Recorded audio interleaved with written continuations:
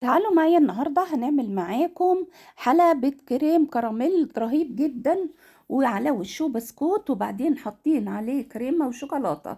جميل جدا رهيب، والطعم بتاعه حكاية الحكاية.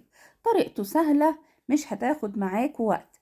هنجيب عندنا 3 كيلو حليب، هنحط عليهم حوالي 6 كراتين كريم كراميل، يعني 6 بواكي.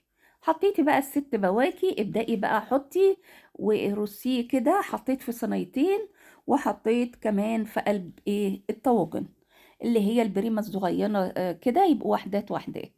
خلص كده، حطيت عليه البسكوت وحطيت عليه القشطة بالكاكاو ورصيتها عليه، وبقى كده عندي جاهز قريب.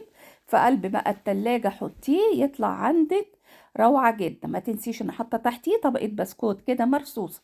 رهيب جدا، لذيذ وطعمه رهيب، ويقعد عندك ويشرب التلاجة لآخر قطعة. جميل جدا ومحتفظ بالقيمة الغذائية.